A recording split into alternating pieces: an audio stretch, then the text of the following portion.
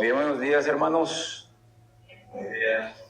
Vamos a continuar con nuestra serie acerca de la justificación. Hoy domingo 15 de junio del 2025, ya siendo las 10:35 de la mañana. Que Dios nos permita seguir siendo consolados, edificados, confirmados en la fe, y que Él permita que hoy salgamos fortalecidos, hoy salgamos agradecidos y salgamos renovados para seguir consagrando nuestras vidas. Ese es el propósito de la oración. No solamente es venir a pasar un rato, cumplir y ya cumplí, ahora sí voy a seguir con mi vida, con lo que me voy a cumplir ahora, voy a salir a hacer después a partir de las 12 de la mañana, lo que realmente me gusta, lo que realmente quiero, lo que realmente anhelo, por lo cual me levanté el domingo, solamente cumplo. No, hermanos, este debe de ser el mayor momento del día. El día domingo es el mejor momento, es la congregación con los hermanos. Y cuando estás en tu casa en un momento de intimidad con el Señor, ese es el mayor momento del día para cada uno de nosotros. Hoy vamos a continuar con el tema de la justificación solo por la fe, y con nuestro tema de la justificación solo por la fe debemos de darle su lugar correcto y apropiado y la interpretación correcta a la resurrección de Cristo. Vamos a ver varios temas a partir de hoy de la resurrección de Cristo. Vamos a ver como 3 o 4 para que esta doctrina quede bien amalgamada con la doctrina de la justificación. Porque son importantes tanto su vida, no solamente su vida, su encarnación, su vida obediente, su muerte y la resurrección como la base de nuestra justicia imputada por medio de nuestra fe en Él. Nuestra justificación, hermanos, está íntimamente relacionada, como acabo de mencionar, no solo con la vida y la muerte de nuestro Señor, sino también con su resurrección, como vamos a ir comprobando con la palabra, como vamos a ir viendo. Es decir, nuestra salvación depende de la encarnación, número 1, número 2, la vida, número 3, la muerte, y número 4, la resurrección de Jesús. Escucha bien esto. El que cree correctamente en estas verdades ha creído en el Evangelio, y creyendo en el Evangelio encontrará sin duda salvación eterna en él. Y eso es lo que buscamos, hermanos. No solamente queremos tener una seguridad y poder vivir como queremos, no, queremos tener una seguridad de nuestra salvación, pero para tener una comunión con Él. No solamente 2 horas, como les mencioné la semana pasada, no solamente 2 horas los domingos y 2 horas los jueves, que es nuestra reunión de oración, sino que queremos tener una comunión con Él, sentirnos seguros en Él, por lo que Él es, por lo que Él hizo, y crecer en nuestra comunión, reverencia, consagración a Él. Es decir, miren, una deidad encarnada. ¿Quién es esa deidad encarnada? Es Cristo. Una deidad encarnada. Número 2, una vida santa. La única vida santa que se ha desplegado en este mundo es la vida de Cristo. Y una muerte expiatoria. Y una resurrección literal, porque esto no es algo que alegorizamos o espiritualizamos. Fue una resurrección literal, son la base de nuestra justificación. Su encarnación, su vida santa, su muerte expiatoria y su resurrección de los muertos son la base de nuestra justificación. Hermanos, el propio Hijo de Dios, el unigénito Hijo de Dios, Él es Hijo de Dios por naturaleza. Nosotros somos hijos de Dios por adopción. Es una gran diferencia. Él fue engendrado, mas no creado. Es un gran misterio. ¿Cómo que eternamente engendrado, pero no creado? Porque no tiene principio ni fin. Pero la Biblia dice que es eternamente engendrado por el Padre. Pues ese unigénito Hijo de Dios estuvo entre los hombres en carne y hueso, hueso de nuestro hueso y carne de nuestra carne. Fue Él mismo, Cristo mismo, el Hijo de Dios, en los días de su encarnación y permanencia aquí abajo entre nosotros. El Dios encarnado caminó entre nosotros.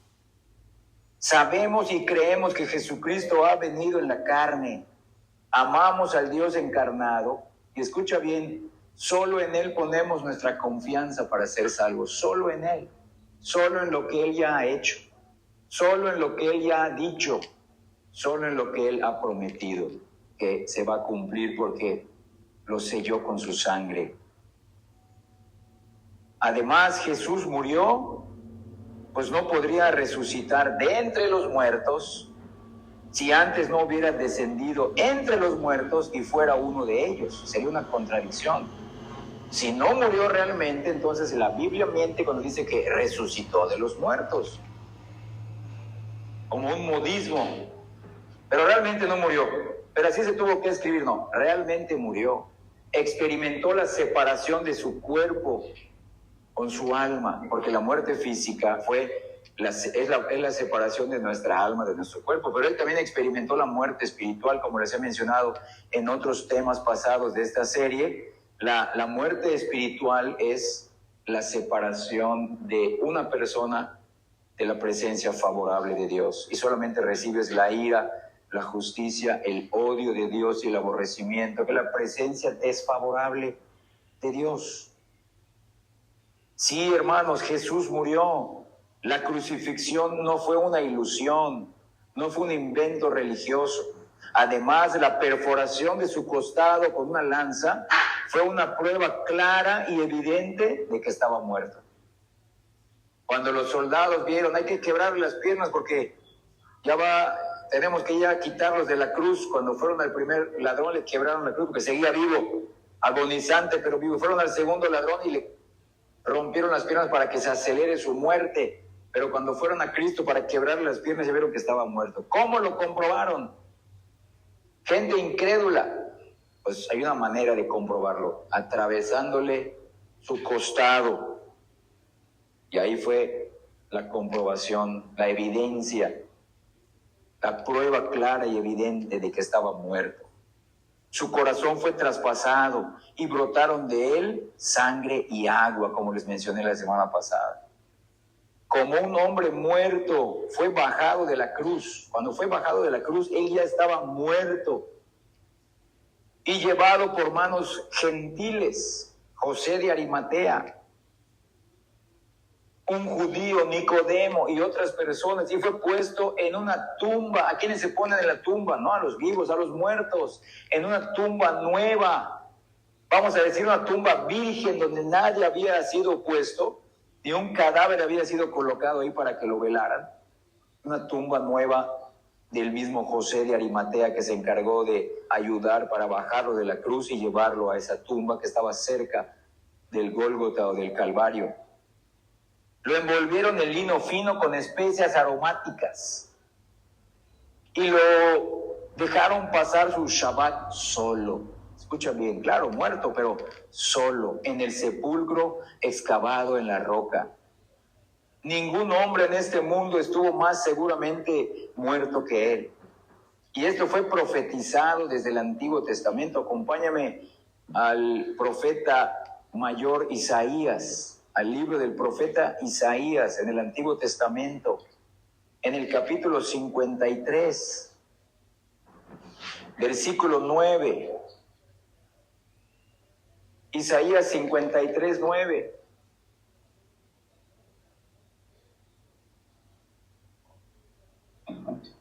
Dice así: y se dispuso con los impíos ¿su qué? Su sepultura. Murió junto a dos ladrones, siendo él inocente. Mas con los ricos fue en su muerte. ¿En qué sentido? Nicodemo era un judío rico, fariseo, principal, menciona Juan, el Evangelio de Juan, el capítulo 3, uno de los principales hombres. Ciertamente era una persona adinerada, importante. Y José de Arimatea, un gentil rico, que tenía acceso a Poncio Pilato, porque José de Arimatea le pidió el cuerpo a Poncio Pilato, y ellos rara vez le entregaban el cuerpo, que eran ladrones, aparte eran tirados por allá en una fosa común, como la escoria del mundo. Entonces, imagínense, aquí se cumple. Se dispuso con los impíos su sepultura, mas con los ricos fue en su muerte. Hasta ahí vamos a leer el versículo. como muerto Cristo. Lo depositaron en el lugar de los muertos con un lienzo, ropas mortuorias y vestiduras propias de una tumba. Luego hicieron rodar la gran piedra en la boca del sepulcro y lo dejaron sabiendo que estaba muerto. De verdad, todos los que lo vieron confirmaron su muerte, aún su misma madre que estaba ahí. Juan, el evangelista, el discípulo amado. Pero viene la grandiosa verdad. Tan pronto como al tercer día el sol comenzó a brillar, Jesús se levantó de nuevo. ¡Qué maravilla de evangelio! Su cuerpo no se había descompuesto, pues no era posible que lo sagrado viera corrupción, pero aún así había estado muerto. Mira cómo el apóstol Pedro rescata estas profecías del Antiguo Testamento y están en el libro de los Hechos de los Apóstoles, en el capítulo 2.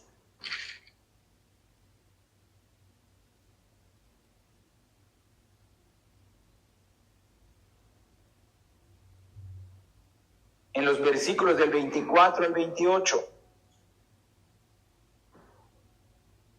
Y eso está escrito, si quieres apuntar, en el Salmo 16, de los versículos del 8 al 11. Salmo 16, del 8 al 11. Y aquí se rescata.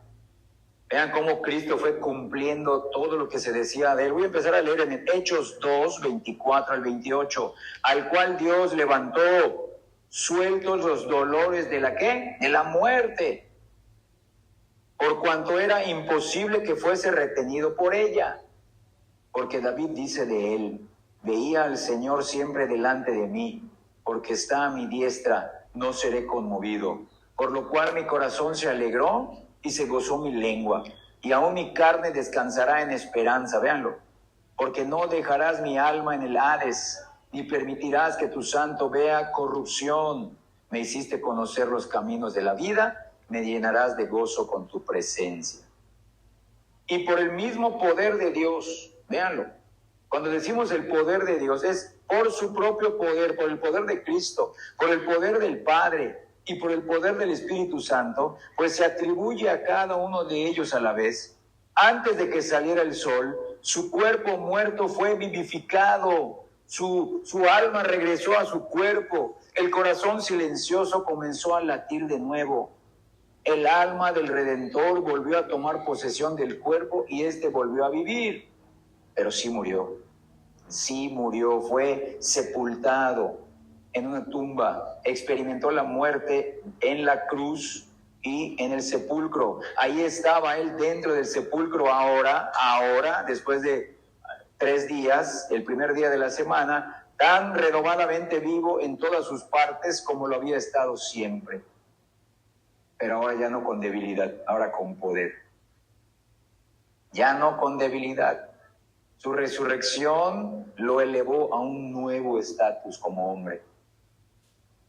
Vean la diferencia. Cuando vino como el siervo de Jehová, tenía debilidad, estaba susceptible al dolor, al llanto, a la tristeza, a la soledad, a la muerte física, a la muerte espiritual. Pero ya cuando resucitó, esas cosas se cumplieron una vez y ya no van a poder volver a tocarlo ni a él ni a su pueblo. Nosotros podríamos experimentar la muerte física, podríamos experimentar sufrimientos, mutilaciones por alguna enfermedad, algún accidente, pero ya estamos eternamente unidos con Cristo, tenemos vida eterna por su resurrección. Porque ahora estamos unidos no solamente a la vida de Cristo imputada a nosotros, no solamente nuestros pecados fueron imputados a él en la cruz en su muerte, sino que cuando él resucitó a una nueva vida, digamos humanamente hablando, una nueva relación con Dios, el segundo Adán, victorioso, poderoso y conquistador. ¡Qué maravilla de evangelio! Literal y verdaderamente en un cuerpo material salió de la tumba para vivir entre los hombres hasta la hora de su ascensión al cielo. Esta es la verdad que todavía debe de ser enseñada, imposible de suavizar y espiritualizarla. Que nadie que nadie de nosotros se atreva a suavizar o a querer espiritualizar esto. Fue una resurrección literal. Creemos en un Cristo que como hombre murió, las dos muertes, repito, la espiritual y la física, y cuando resucitó, resucitó como un hombre nuevo, confirmando todas las promesas de salvación del Antiguo Testamento, con su vida y con su muerte y su resurrección. Este es el hecho histórico, su resurrección, escucha bien, del que fueron testigos los apóstoles.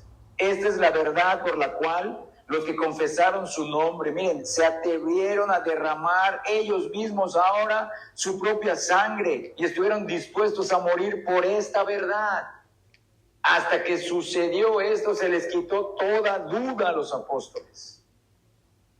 Como vamos a ir viendo y explicando en los puntos siguientes. Cuando Cristo murió, murieron las esperanzas de ellos. Pensaron, otro que nos falló, otro que dice que venía de Dios y murió. Así pensaban los apóstoles. Hasta que Cristo resucitó y lo vieron, todo eso cambió. Todo eso cambió para ellos. Estuvieron dispuestos a dar su vida, derramaron sus sangres y lo hicieron con gozo, no con tristeza. No, ellos aceptaron el martirio por defender esta verdad. Esta es la doctrina, hermano, la cual es la piedra angular del arco del cristianismo. Y los que no la sostienen han desechado la verdad esencial de Dios. Porque ¿cómo puede esperar la salvación de sus almas si no creen que ha resucitado el Señor verdaderamente? Mira qué decían aquellos que lo veían ya resucitado. Mira Lucas capítulo 24, a los dos discípulos que iban camino a Emaús. Cuando ya les abrieron los ojos y comprobaron que era el Cristo resucitado.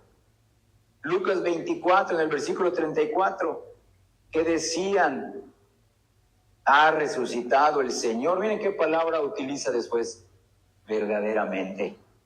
Todavía lo dudaban. Cuando le decían las mujeres, es que vimos a Cristo resucitó. En otro evangelio, es que les parecía locura. No lo creían. Pero aquí dice, hermanos, ha resucitado el Señor verdaderamente. Esa debe de ser nuestra frase de victoria. Yo morí con Cristo, su justicia es mía. ¿Cómo se comprueba que Él hizo todo lo necesario por nosotros? Cristo ha resucitado verdaderamente por nuestra salvación, para confirmar nuestra salvación.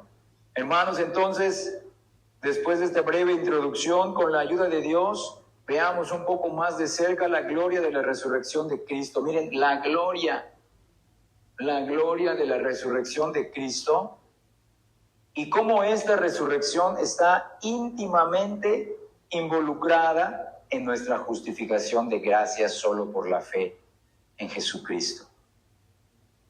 Las Escrituras asumen constantemente que el significado y las implicaciones de la resurrección descansan, mira, en una tumba real y vacía y en un Jesús real y vivo. Una tumba real y vacía donde estaba Cristo y un Cristo real, pero ahora vivo. Entonces veamos lo que esto significa. Punto número 1. La resurrección de Cristo es gloriosa como confirmación, mira, de la veracidad de sus afirmaciones personales, de lo que Él decía de sí mismo. Antes de su muerte, los discípulos creían en Él. Sí, pero cuando lo vieron resucitado dijeron, todo lo que Él dijo de sí mismo es completamente verdad. Si teníamos dudas en su resurrección, ya no tenemos dudas. Entonces, no es que la resurrección de Cristo logró que Él llegara a ser, no, sino que evidenció lo que Él vino a decir de sí mismo. Soy Dios, soy hombre, soy el que los va a salvar, soy el que los va a rescatar, soy el que los va a redimir. Soy el enviado de Jehová, soy el siervo de Jehová, solo en mí hay salvación, soy la puerta, soy el camino, soy la verdad.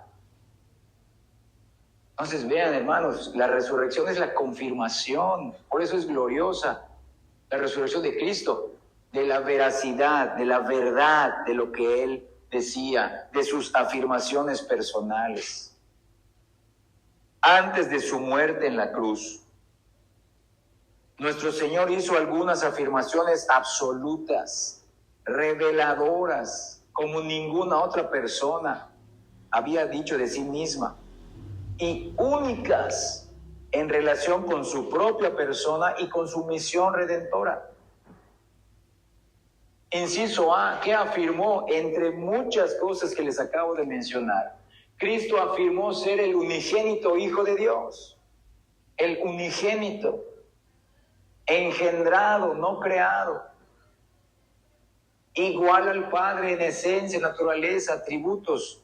La única diferencia, como hemos visto con nuestro pastor Juan, cuando se queda con nosotros a predicarnos cuando es el instituto bíblico, es que como hombre, como siervo, Cristo decía, yo soy inferior al Padre. Solo en mi naturaleza humana, en mi primera venida, pero ya en mi resurrección se confirma lo que siempre fui, porque Él era el unigénito Hijo de Dios antes de su encarnación. Lo era en su encarnación, en su debilidad, y cuando resucitó se confirmó que Él sigue siendo el unigénito Hijo de Dios, pero ahora con un cuerpo físico, algo que Cristo no tenía. Se aparecía en el Antiguo Testamento, que se llama cristofanías, pero no tenía todavía un cuerpo carnal, no era de carne y hueso, eran apariciones, sí, de Él, pero todavía no se había encarnado, no había nacido de la Virgen María, del vientre de la Virgen María. Que cuando Él fue concebido, esa mujer todavía era virgen, pero pues tuvo una vida marital con José normal. Entonces, inciso A, afirmó ser el unigénito Hijo de Dios, es decir, afirmó ser alguien que compartía la misma esencia divina. Lo dicen muchos versículos. Vamos al Evangelio de Juan en el capítulo 5, versículos 17 y 18. Evangelio de Juan en el capítulo 5, versículos 17 y 18. Empiezo a leer por cuestión de tiempo. Vamos a tratar de que no se alargue mucho el tema. Y Jesús les respondió, mi Padre hasta ahora trabaja y yo trabajo. Ahí se pone en igual el Padre, ahí no solo en esencia, sino en actos soberanos y divinos. Por esto los judíos, y lo entendieron los judíos incrédulos, bien, por esto los judíos aún más procuraban matarle, porque no solo quebrantaba el día de reposo, sino que también decía que Dios era su propio Padre, haciéndose igual a Dios. Vean cómo el Evangelio lo entienden aún los inconversos. Pero ahí Cristo estaba afirmando, estaba diciendo algo verdadero acerca de sí mismo. Yo soy el único Hijo de Dios. Yo soy el Cristo profetizado en el Antiguo Testamento. Soy el Mesías, soy el ungido, el enviado de Jehová. Y ahí mismo en el Evangelio de Juan, en el capítulo 10, hermanos, esto es importante para la doctrina de la justificación.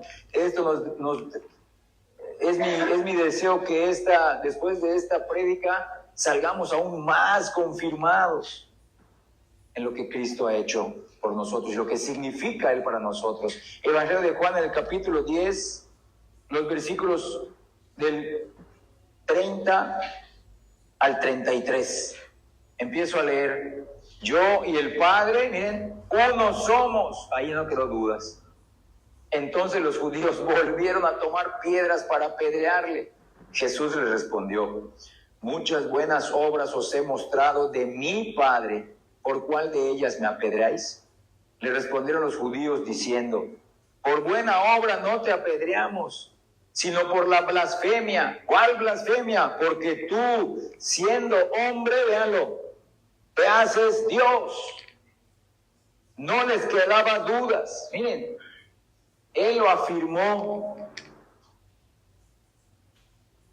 Lo crean o no, esto soy, decía. Lo crean o no, esto soy, aún en mi encarnación, en mi debilidad, aunque ya estoy designado para morir por los pecadores bajo la ira de Dios, yo soy el unigénito Hijo de Dios. Aunque me vean débil, aunque me vean que me canso, que lloro en la tumba de Lázaro, aunque me vean angustiado y quebrantado antes de ir a la cruz, porque así lo vieron sus discípulos, y 3 lo vieron más de cerca, su angustia, su desesperación previa a la cruz. Como hombre, hermanos, véanlo, como hombre. Nuestro Señor también hace tal afirmación cuando dijo que nadie conoce al Hijo sino el Padre, ni al Padre conoce a alguno sino el Hijo. Acompáñame al Evangelio ahora de Mateo, en el capítulo 11, el versículo 27. Mateo 11, 27. Empiezo a leer mientras tú le buscas ahí. Todas las cosas me fueron entregadas por mi Padre. Miren, y nadie conoce al Hijo sino el Padre. Vean esa igualdad. Ni al Padre conoce alguno, sino el Padre. Ni al Padre conoce alguno sino el Hijo, y aquel a quien el Hijo lo quiera revelar. En pocas palabras, nuestro Señor afirma aquí que solo la deidad puede conocer y comprender la deidad. Y Cristo se pone como un hombre, sí, pero como el hombre unigénito, Hijo de Dios. Yo soy hombre, pero yo soy Dios. Crean en mí. Vean lo que implicaba eso, qué importante. Por eso nosotros afirmamos que solo los que creemos en Cristo seremos salvos. No porque queremos creer eso y porque eso nos da superioridad, no, es porque Él así lo quiso. Es el único camino, no hay otras religiones que puedan salvar. No hay otra forma, no hay otra creencia, porque Él es. ¿Y qué lo evidenció? Solo Él ha resucitado por el poder del Padre. ¿Qué quiere decir? El Padre dio el aval, solo Él es mi Hijo unigénito, en el cual tengo complacencia. Miren, además, hermanos, solo quien es esencialmente Dios puede entregar su vida y tomarla de nuevo por su propia decisión. Nosotros no podemos, ni sabemos cuándo vamos a morir. Aquí les he mencionado, no sabemos si al rato vamos a estar vivos. Hoy tenemos que darle el mejor servicio a Dios, como si fuésemos a morir mañana, como si no se cumpliera lo que le estamos pidiendo a Dios. Tengo el día de hoy, Señor, aquí estoy, te doy todo lo que soy, todo lo que tengo, en gratitud de que me has perdonado y me has salvado. Vean ahí mismo en el Evangelio de Juan, en el capítulo 10, ahí donde leímos, pero ahora los versículos 17, lo leímos hace ratito antes de Mateo 11, en el versículo 17 y 18. Juan 10, 17 y 18, comienzo a leer. Por eso me ama el Padre, porque yo pongo mi vida, véanlo, para volverla a tomar. Versículo 18, nadie me la quita, sino que yo de mí mismo la pongo. Tengo poder para ponerla y tengo poder para volverla a tomar. Este mandamiento recibí de mi Padre. Vean aquí la soberanía de Dios. Cristo dice, a mí nadie me la quita, yo la doy. Sí, la doy al Padre. Me ofrezco libremente al Padre para que Él derrame su ira en mí. Pero eso no quita la culpa a los judíos y a los gentiles que lo llevaron a la cruz, que lo acusaron, crucifícale, crucifícale. Aunque ellos tienen su culpa y serán juzgados por ellos si no se arrepintieron de sus pecados antes de morir, aún así dice, eso no, la responsabilidad de ellos no invalida mi soberanía, dice Cristo, yo la pongo de mí mismo. Yo me ofrezco por los pecadores, bajo la ira y la justicia de Dios. Pero solamente alguien quien es esencialmente Dios puede hacer esto. Por esta razón, su resurrección de entre los muertos constituye la señal suprema que valida las afirmaciones de Cristo sobre su persona única como el Dios hombre, su muerte y su resurrección. Miren cómo lo dice magistralmente el apóstol Pablo en Romanos, en el capítulo 1, los versículos del 1 al 4. Véanlo aquí, miren, vean esto, hermanos, qué importante es esto. Romanos 1 del 1 al 4, comienzo a leer. Pablo, siervo de Jesucristo, llamado a ser apóstol, apartado, mira, para el evangelio de Dios, que él había prometido, dicho evangelio había prometido antes por sus profetas en las santas escrituras. Véanlo cómo todo debe de ser interpretado con el evangelio, el Nuevo Testamento, el Antiguo Testamento, acerca de su Hijo, nuestro Señor Jesucristo, que era del linaje de David según la carne, su naturaleza humana, y aún de una descendencia real del linaje de David, el rey, que fue declarado, véanlo, Hijo, aumento, parafraseo, unigénito de Dios con poder, según el Espíritu de Santidad. ¿Cómo? ¿Dónde? ¿Cuándo? Por la resurrección de entre los muertos. Entonces muchos piensan falsamente, no era hijo de Dios, hasta que resucitó, se convirtió en hijo de Dios. No, él fue hijo de Dios antes de su encarnación. Lo dice en Juan 17, Padre, dame otra vez la gloria que yo tenía antes de que el mundo fuese. ¿Sabes de qué gloria habla? No, sino que ahora como hombre, ya unido a una naturaleza humana, se manifestó públicamente de que él es el único Hijo de Dios, unigénito Hijo de Dios. No es el único Hijo de Dios, somos nosotros todos los creyentes. Es el unigénito, engendrado, no creado, pero fue por su resurrección. Miren, el teólogo John Gill comenta al respecto. De este modo, en la resurrección de Cristo, se da una prueba más de su propia deidad y de su filiación como Hijo unigénito del Padre, su filiación divina con Él. Y por esto se demuestra que Cristo es el Señor Dios Todopoderoso, quien pudo y se levantó a sí mismo de entre los muertos. Esto declara que solo Él es el Hijo de Dios con poder. Muestra que solo Él es el Señor de todos, tanto de los muertos como de los vivos. Y vean qué implica esto, que Él tiene las llaves del infierno y de la muerte, y que puede abrir y que abrirá las tumbas de su pueblo y los liberará como lo ha hecho consigo mismo. Vean ahora en Juan capítulo 20, miren, vamos a leer Juan 20, los versículos del 26 al 29. Como parte de la anécdota que se conoce como la incredulidad de Tomás, como menciona arriba del versículo 24, pero solamente vamos a leer los versículos del 26 al 29. Y comienzo a leer. 8 días después, estaban otra vez sus discípulos dentro, y con ellos, ahora sí, Tomás. Llegó Jesús, estando las puertas cerradas, y se puso en medio y les dijo, paz a vosotros. Luego dijo a Tomás, pon aquí tu dedo y mira mis manos, y acerca tu mano y métela en mi costado, y no seas incrédulo, sino creyente. Entonces Tomás respondió y le dijo, vean esto, hermanos, Señor mío y Dios mío. Jesús le dijo, porque me has visto, Tomás, creíste. Bienaventurados los que no vieron y creyeron. Pues este acontecimiento registrado aquí es un claro ejemplo, escucha bien, de cómo la resurrección de Cristo valida la afirmación de la deidad de nuestro Señor. Cuando el dudoso e incrédulo Tomás se enfrentó al cuerpo tangible que lo puedes tocar, del Señor resucitado, exclamó, Señor mío, con mayúscula, y Dios mío. Estas no fueron palabras vanas llenas de profanación debido al nerviosismo o al descuido. Los judíos, ¿a quién le podían decir Señor mío y Dios mío?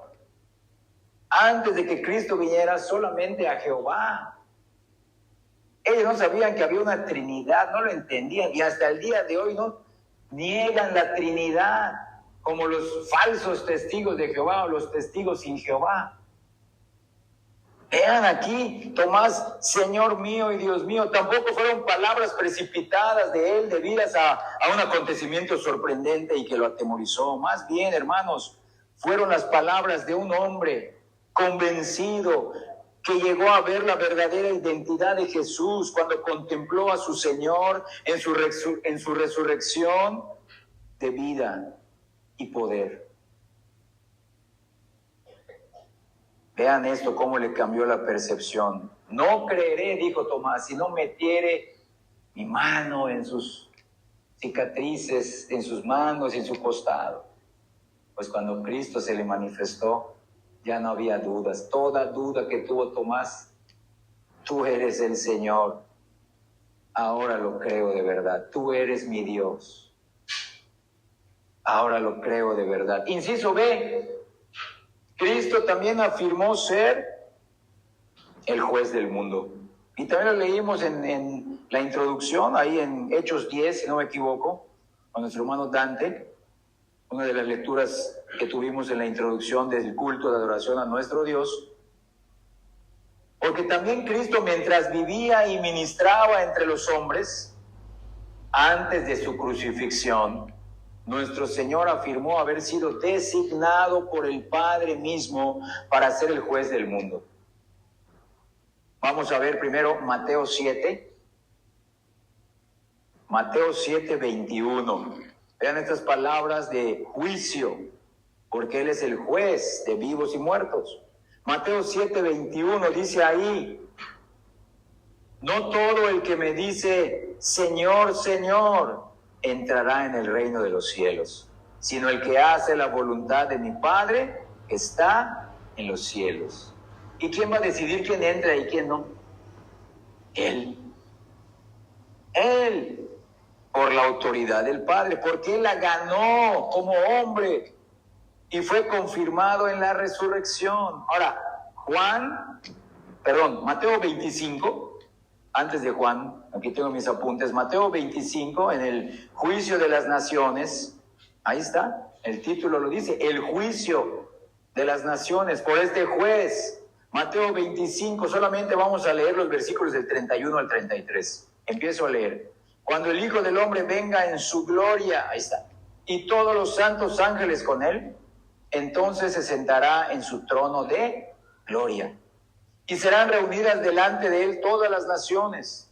Él mismo apartará los unos de los otros, como aparta el pastor las ovejas de los cabritos, y pondrá las ovejas a su derecha y los cabritos a su izquierda. ¿Quién lo va a hacer? Cristo, el Cristo resucitado, glorificado, entronizado en el cielo. Ahora sí, vamos al Evangelio de Juan, en el capítulo 5, versículo 22. Empiezo a leer. Juan 5, 22. Dice así: porque el Padre a nadie juzga, sino que todo el juicio dio al Hijo. Ahora bríncate ahí mismo en Juan 5, los versículos de 27 al 29. Y también le dio autoridad de hacer juicio por cuanto es el Hijo del Hombre.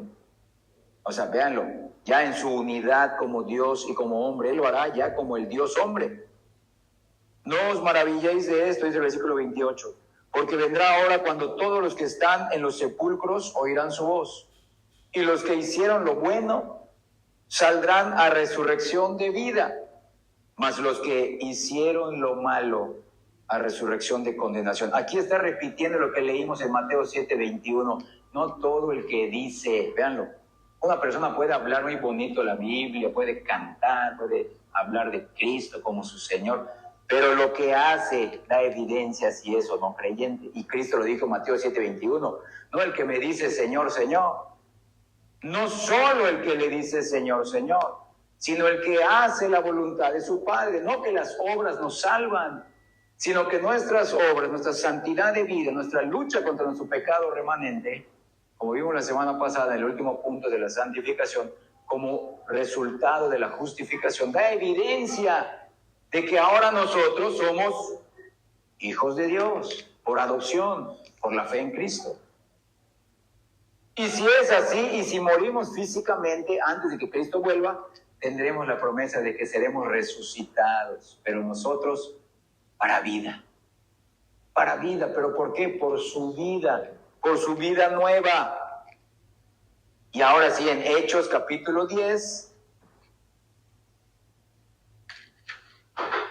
versículo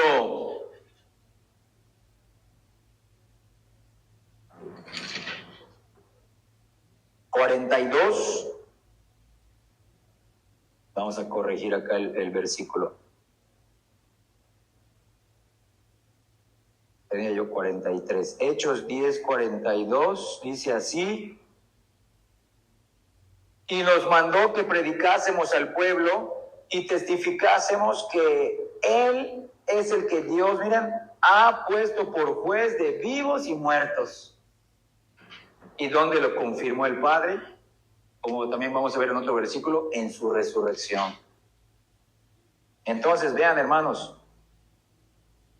cuando José de Arimatea y Nicodemo envolvieron el cuerpo de Jesús, cuando lo bajaron de la cruz, con esas vendas funerarias, y lo colocaron en el sepulcro vacío o virgen de José, Jesús hasta ese momento no podía hacer nada para convencer a nadie de que él era verdaderamente el unigénito Hijo de Dios, ni el juez supremo designado del mundo.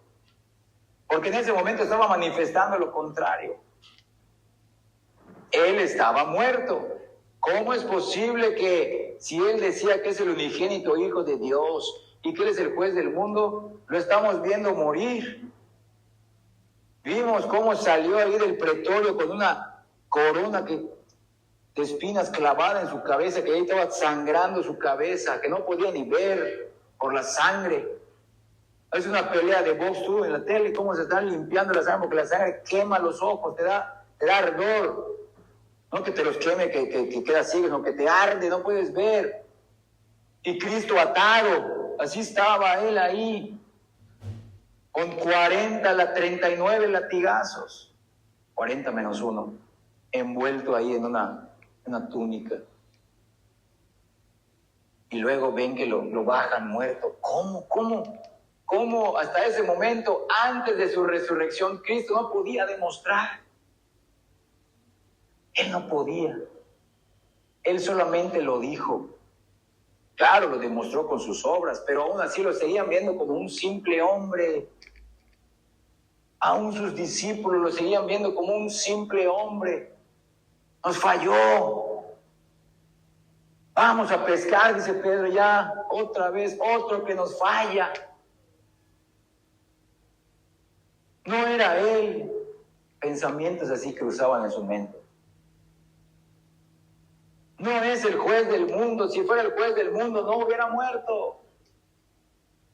Veanlo, hermanos, vean esto, qué importante es esta doctrina. Si él fuera el unigénito Hijo de Dios, no hubiera dejado que lo atrapen, ni que lo castiguen, ni que lo claven, ni que lo humillen de esa manera. Entonces, hasta ese momento, Cristo no tenía nada que hacer para convencer a nadie de que él era verdaderamente el juez designado del mundo, pues estaba muerto. Él ya no podía demostrar nada. Solamente lo pudo hacer y decir antes de su crucifixión, pero hasta ahí no había prueba de ello. Él dijo que él era aquel quien un día se sentaría en el trono de la gloria, y como leímos en los versículos pasados, reuniendo a las naciones ante él para determinar sus destinos eternos.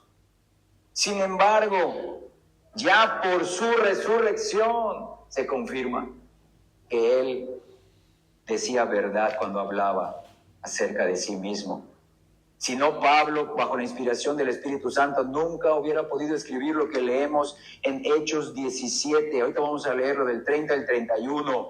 Ahora Dios manda a todos los hombres en todo lugar que se arrepientan, por cuanto ha establecido un día en el cual juzgará al mundo con justicia por aquel varón a quien designó, dando el mismo Padre fe a todos con haberle levantado de los muertos. Vamos a verlo, Hechos 17, 30 y 31. Pero Dios, habiendo pasado por alto los tiempos de esta ignorancia, ahora manda, véanlo. No es que si quieres, manda, es un mandamiento, es un mandato a todos los hombres de todas las naciones, en todas las eras, antes de que Cristo vuelva por segunda vez, en todo lugar, que se arrepientan de sus pecados y crean en Cristo, por cuanto ha establecido un día futuro en el cual juzgará el Padre mismo al mundo con justicia, sí, pero por medio de aquel varón a quien designó. ¿Y a quién ha sido el único que ha confirmado el Padre? A Cristo, dando fe a todos con haberle levantado de los muertos. La resurrección de nuestro Señor Jesús de entre los muertos valida su afirmación de que Él es el designado juez del mundo y muy pronto vendrá. Claro, a nosotros ya no nos juzgará como inconversos si hemos creído en Él, si hemos creído esta maravillosa obra y hemos creído también en su resurrección. Nosotros estaremos ante el tribunal de Cristo, ante su trono de gracia, de gloria, solamente para que recibamos un lugar eterno en el cielo, la recompensa eterna, las coronas, como se pone la figura en el Nuevo Testamento. Pero para aquellos que no han creído en Cristo, Él sigue siendo el juez. Él tiene ira para los inconversos, para los niños, para los jóvenes, para los adultos que no se arrepienten, para los hombres y las mujeres. Si no has creído en Cristo, Cristo es tu juez, y no solamente el Padre, Cristo es tu juez hasta que te arrepientas, como leímos en Hechos 17, y creas en Cristo para salvación. Vean cómo esto, hermano, no solamente es algo que debemos de saber, sino es algo que tenemos que vivir. Punto número 2. La resurrección de Cristo es gloriosa como la terminación, el fin de su estado de humillación. Lo que se conoce teológicamente como su estado de humillación. Como el Hijo eterno, el Verbo no creado de Dios, eternamente engendrado, quien era Dios mismo, toda la gloria de Dios siempre le rodeaba y le acompañaba en su estado preencarnado, antes de que venga al mundo. Después de su encarnación, nuestro Señor no dejó de tener presente esa gloria previa a la encarnación que había sido suya.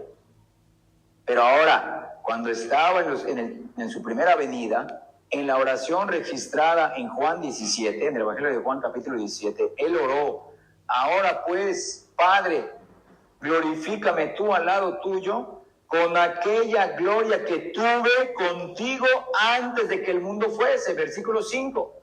Vamos a Juan 17, 5.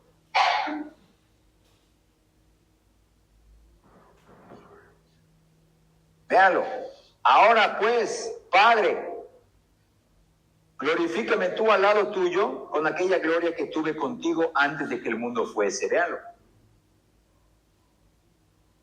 Cristo siempre fue el unigénito Hijo de Dios, no encarnado, y cuando se encarnó siguió siendo el unigénito Hijo de Dios en debilidad, pero seguía siendo el unigénito Hijo de Dios. Y Él lo decía, solo que por su cuerpo físico la gente no lo entendía. ¿Dónde se confirmó? Cuando el Padre lo resucitó. Y ahí acabó. Ya no va a estar en una posición de humillación. Ya va a estar en una posición de juez, de Señor, de Rey, de soberano. Sin embargo, hermanos, vean esto. Sin embargo, estamos en el punto número 2. Desde el momento de su concepción en el vientre de la Virgen María, Él entró en su estado de humillación. Empezó su estado de humillación.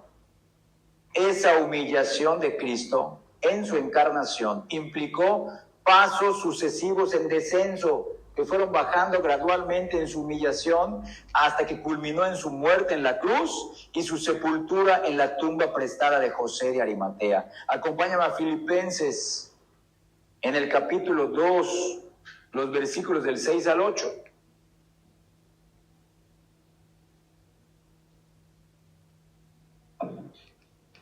Filipenses 2, del 6 al 8, empiezo a leer, el cual, siendo en forma de Dios, hablando de Cristo, porque así termina el versículo 5, no estimó el ser igual a Dios como cosa a que aferrarse, sino que se despojó a sí mismo, tomando forma de siervo, y ahí es humillación, hecho semejante a los hombres, véanlo, un estado de humillación, y estando en la condición de hombre, miren, descendió más, se humilló a sí mismo, haciéndose obediente hasta la muerte, véanlo, y muerte de cruz.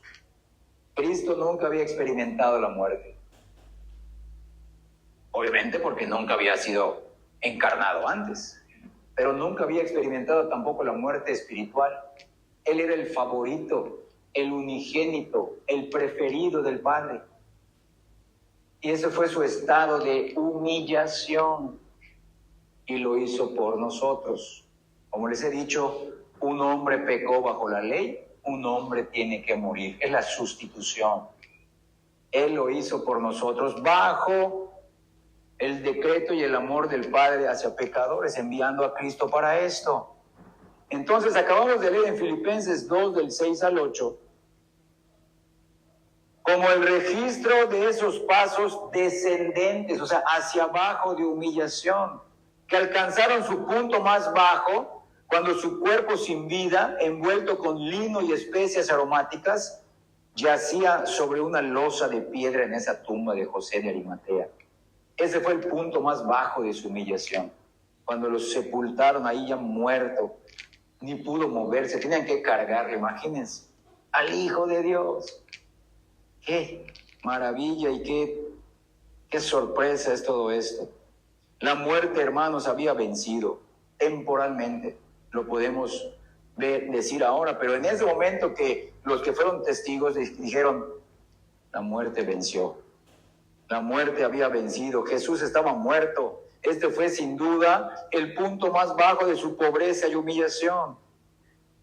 Y el apóstol Pablo nos dice en 2 Corintios capítulo 13, en el versículo 4, que Cristo fue crucificado en debilidad.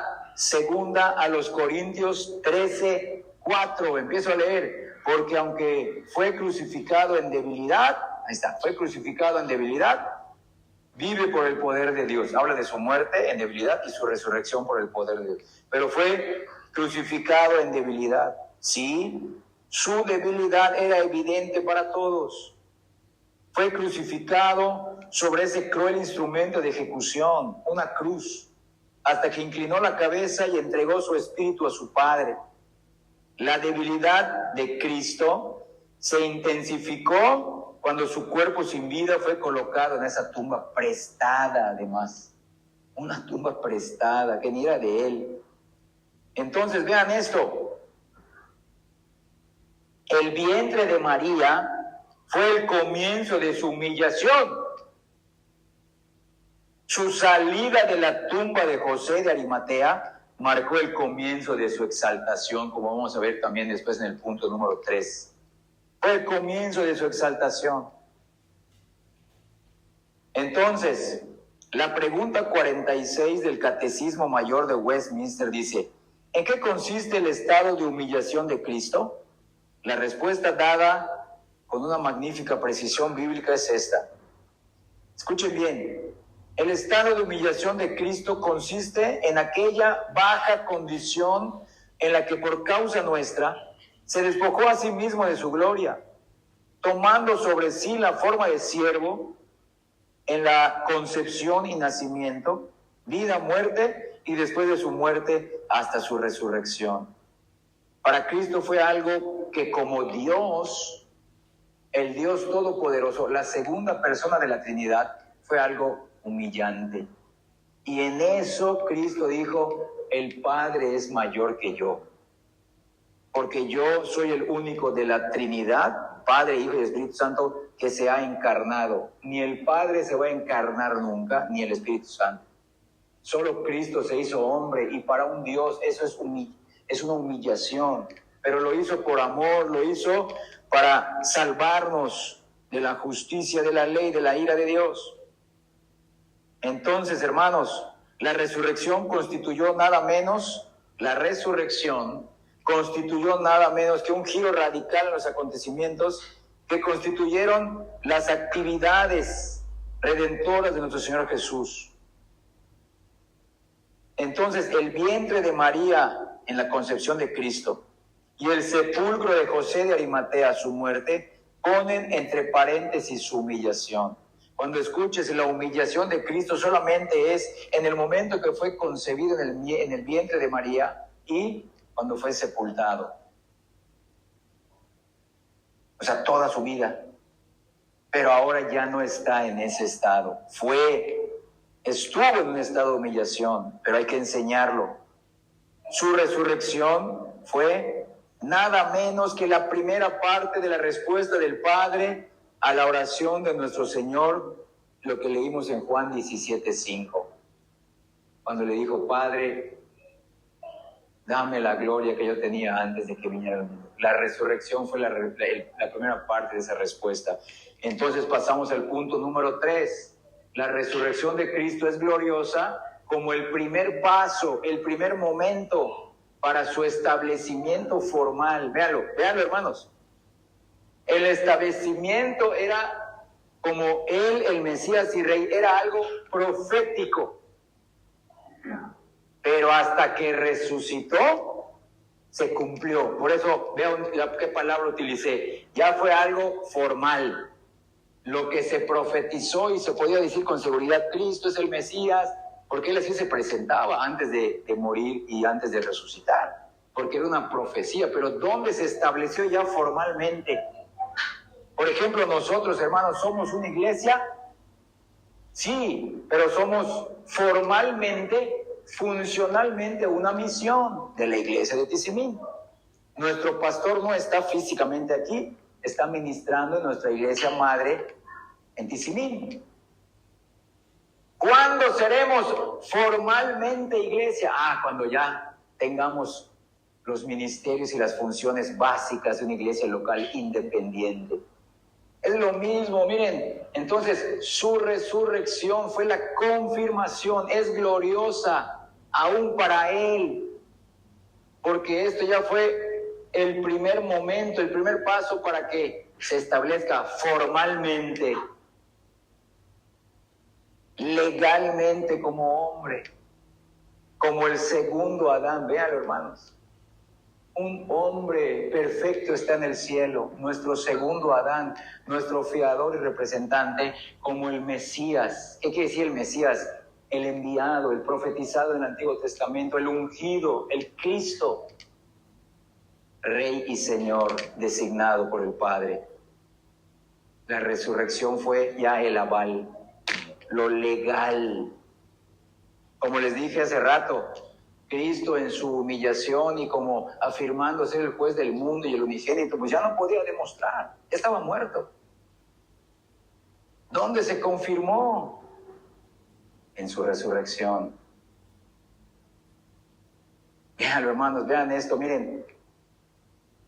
Esto no solamente tiene implicaciones humanas, porque antes de que el pecado entre al mundo por Adán y Eva, que es el pecado que a nosotros nos corresponde, hubo pecado en el cielo con Satanás y sus ángeles caídos, reprobados, rebeldes, voluntariamente.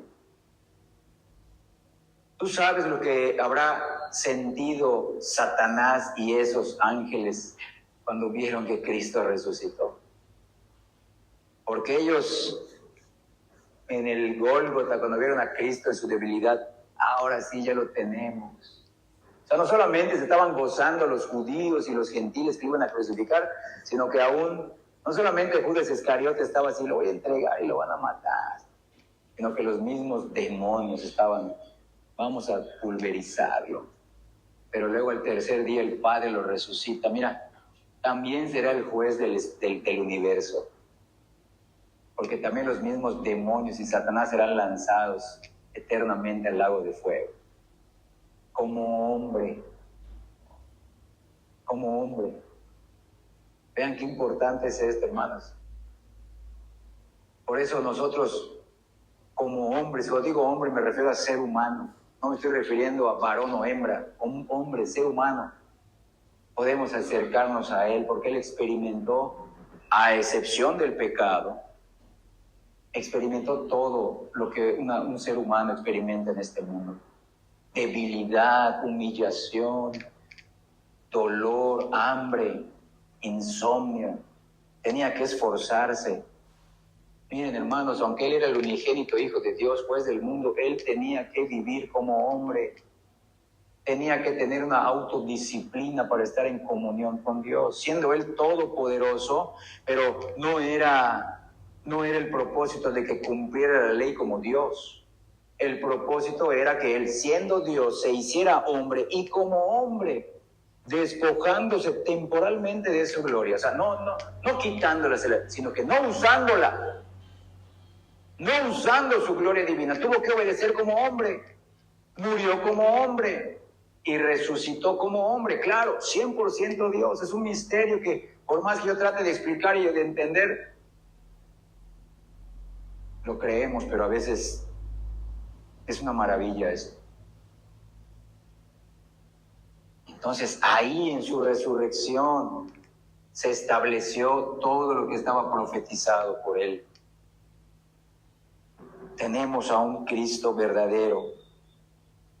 Entonces, como mencioné hace ratito en el segundo punto, así como la resurrección de Cristo marcó el fin de su humillación, este mismo acontecimiento, su resurrección, puede ser ahora visto de una manera totalmente positiva, ya que fue el comienzo a la vez de su exaltación, de su glorificación, de su entronización, de su absoluto poder, pero como hombre, véanlo. Ya no solo como una deidad, sino como una deidad encarnada. La resurrección fue, en efecto, el fin de su humillación y el comienzo de la exaltación de Cristo.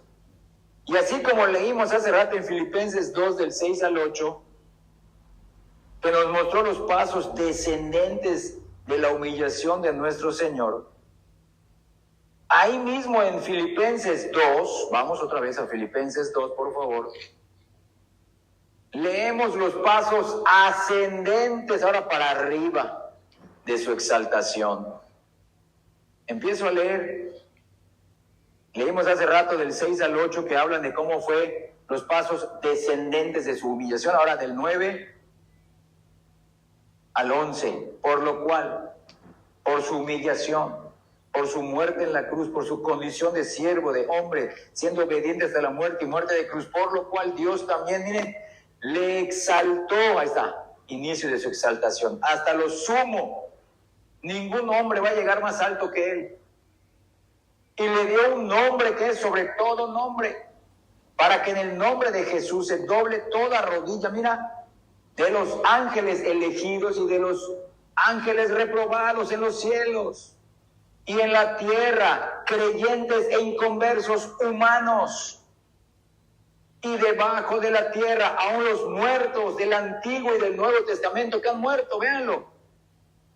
Esto tiene implicaciones no solamente para esta tierra, sino para el reino celestial, aún para los ángeles elegidos y los ángeles reprobados. Y toda lengua angelical, ya sea de ángeles elegidos o reprobados, humana, de creyentes e inconversos, confiese que Jesucristo es el Señor, para gloria de Dios Padre. Hermanos, ¿cómo va a suceder eso? Porque muchos toman este versículo y ahí está, aquí está profetizado que todas las naciones van a glorificar a Cristo, y ellos piensan que la tierra está mejorando y la tierra se está cristianizando. Mentira. ¿Dónde va a suceder esto? En el juicio de las naciones. En el juicio de las naciones, el inconverso, así eras tú, eres el Señor, al infierno. Y ahí vas a recordar, si no has creído en Cristo, Cristo es el Señor. Pero ya va a ser demasiado tarde. Pero ahí vas a confesar, Cristo es el Señor. Un incrédulo dejará de ser ateo en el infierno, pero ya será demasiado tarde. Véanlo, hermanos. Porque hasta el día de hoy no toda la tierra está diciendo, no, sí, Cristo es el Señor. Eso será en los cielos nuevos, en la tierra nueva, para los ángeles elegidos y para los creyentes verdaderos. Pero ¿qué va a pasar en el infierno con Satanás, los ángeles reprobados y todos los inconversos de la raza humana? También van a confesar que Cristo es el Señor. Pero eso les traerá más condena y juicio eterno. Pero se va a cumplir. Ya sea que se va a cumplir unos para gloria de la alabanza de la gracia de Dios, los salvos, y para el avance de la gloria de su justicia para los reprobados en el infierno. Se va a cumplir esto. Ahora acompáñame a otro pasaje que habla de su exaltación, Efesios 1, en los versículos del 19 al 23. Vean por qué importante la resurrección de Cristo. Es algo que como que remacha la doctrina de la justificación, de lo que habla de la imputación, la doble transacción del pecador con Cristo, mis pecados a Él en la cruz, su justicia en mía, por todo lo que Cristo es, y eso se confirmó en su resurrección. Efesios 1 del 19 al 23. Cuál la supereminente grandeza de su poder para con nosotros los que creemos, según la operación del poder de su fuerza, hablando de la fuerza y el poder del Padre, la cual operó en Cristo, miren, resucitándole de los muertos. Número 1, el inicio de su exaltación. Número 2, y sentándole a su diestra en los lugares celestiales. Y vean esto, se le da todo poder, sobre todo principado y autoridad y poder y señorío, y sobre todo nombre que se nombra, no solo en este siglo, véanlo, sino también en los cielos nuevos y en la tierra nueva, en el venidero, véanlo. Y sometió todas las cosas bajo sus pies, y lo dio por cabeza sobre todas las cosas, miren, el epicentro, la iglesia, la cual es su cuerpo, la plenitud de aquel que todo lo llena en todo. La iglesia, tú y yo, en este lugar reunidos, no son las cuatro paredes, somos unidos como hermanos, tú y yo. La iglesia, vean lo que importante es esto. Entonces, la resurrección de nuestro Señor Jesús, como primer paso para su establecimiento definitivo y formal, legal, como el mesiánico Rey y Señor, fue un evento predominante en el mensaje del Evangelio que proclamó el apóstol Pedro en su sermón, o en su primer sermón, como se conoce, de Pentecostés, el día de Pentecostés. Acompáñame ahora al libro de los Hechos, en el capítulo 2, los versículos del 32 al 36. Hechos 2, del 32 al 36. Empiezo a leer. A este Jesús, miren, resucitó Dios. Ahí está, el primer paso de su exaltación, de lo cual todos nosotros somos testigos. O sea, que si tenían dudas, como les dije, de lo que Cristo era, ya en su resurrección, no, hombre, ellos fueron requete confirmados, para que no tengan dudas de lo que iban a predicar y por lo cual iban a morir. Así que, exaltado está, por la diestra de Dios, por el brazo derecho de Dios. Es una figura de diciendo, cuando Dios pone el sello con su brazo derecho, o cuando el Padre te levanta el brazo, no, eso ya, mira, nadie te va a quitar esa bendición. Exaltado por la diestra de Dios y habiendo recibido del Padre la promesa del Espíritu Santo, ha derramado esto que vosotros veis y oís. Porque David no subió a los cielos, pero él mismo dice, dijo el Señor a mi Señor, siéntate a mi diestra. Ahí está la exaltación. ¿Dónde está sentado Cristo? A la diestra del Padre en los cielos, véanlo. Hasta que ponga a tus enemigos por el estrado de tus pies, los aplastes debajo de tus pies. Sepa, pues, ciertísimamente, vean esa palabra que utiliza Pedro, toda la casa de Israel, hasta ese momento solo el evangelio era predicado a los judíos, hasta ese momento, que a este Jesús a quien vosotros crucificasteis, en su estado de humillación, véanlo, Dios el Padre, al resucitarlo, Él lo ha hecho Señor y Cristo. O sea, ha confirmado lo que Cristo decía de sí mismo y lo que se profetizó de nuestro Mesías en el Antiguo Testamento. Él es el ungido, Él es el enviado y Él es el Señor. Un hombre es nuestro Señor. El hombre perfecto es tu Señor.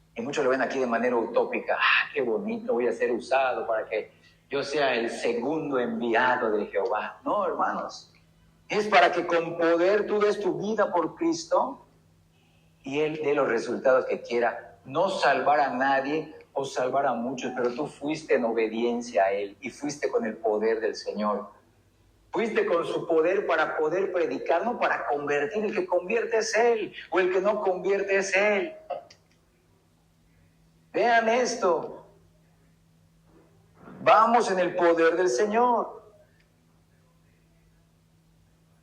El escritor también a los hebreos fue usado como voz de confirmación cuando, hablando de Jesús, dice que Él se ha sentado a la diestra de Dios, su lugar de exaltación. Y de ahí en adelante está esperando hasta que sus enemigos sean puestos por estrado de sus pies. Vamos a Hebreos en el capítulo 10, los versículos del 12 al 13. Dice así: pero Cristo, habiendo ofrecido una vez para siempre un solo sacrificio por los pecados, se ha sentado a la diestra de Dios, como hombre, como Dios encarnado. De ahí en adelante, esperando hasta que sus enemigos sean puestos por estrado de sus pies. ¿Cuándo sucederá eso? Después del juicio de las naciones, después del gran juicio de este mundo. Y aún ahí serán juzgados los ángeles que se rebelaron. Parte de esos ángeles están ahora encerrados en el infierno, los que mencionan en Génesis 5, que se mezclaron con mujeres, y otros que siguen aquí, que serán atados hasta que Cristo vuelva. Eternamente lo hará. Entonces, hermanos, estas tres cosas, la confirmación de la veracidad de sus afirmaciones personales, número 1. 2, la terminación de su estado de humillación. 3, y el establecimiento formal como el mesiánico Rey y Señor, tienen como referencia principal lo que la resurrección de Cristo significó para nuestro Señor Jesucristo mismo. ¿Por qué crees que Cristo dijo: Padre, consumado es? Penúltima palabra en la cruz. Consumado es ya. Aquí entregando mi vida, experimentando la muerte espiritual ante tu ira, por tu pueblo elegido. Consumado es. Y luego dijo la séptima palabra: en tus manos encomiendo mi espíritu. Señor, solo hay una manera de saber si esto estuvo bien o estuvo mal. Si esto está de acuerdo a tu justicia, a tu santidad, si llené el estándar, si tu ley quedó vindicada, solo hay una manera: en tus manos encomiendo mi espíritu. Y como vamos a ver ahora en el punto 4, fue la resurrección. Sí, fue suficiente lo que hiciste. Estoy complacido contigo. No solamente el Padre decía en el estado de humillación de Cristo: este es mi Hijo amado, en Él tengo complacencia. Pues su resurrección es: estoy más que complacido y lo voy a exaltar por ello. Hermanos, vean esto, qué maravilloso es. Entonces, ese mismo poderoso triunfo sobre la muerte tiene muchas implicaciones maravillosas para nosotros como pueblo de Dios. Y para aquellos, además, tiene implicaciones de perdición para aquellos que están fuera de los límites de la gracia salvadora. ¿Por qué? Porque esta resurrección confirma lo que Cristo hizo para justificarnos, que su vida fue perfecta para la ley, la cual nos es imputada, y que su muerte por nuestros pecados fue el correcto para satisfacer la ira de Dios. Entonces trae la resurrección el consuelo formal para nosotros. Sí, pero también trae la sentencia de condenación para los que nunca van a creer en Cristo, porque solo Él es el Salvador. Entonces, esta resurrección, repito, tiene grandes bendiciones de consuelo para el pueblo de Dios, pero tiene consecuencias eternas para aquellos que no crean en Cristo. No va a haber otro sacrificio por los pecados. No habrá otra vida perfecta que el Padre acepte fuera de la vida perfecta de Cristo. Punto número 4, hermanos. La resurrección de Cristo es gloriosa como la afirmación divina, la afirmación de Dios Padre.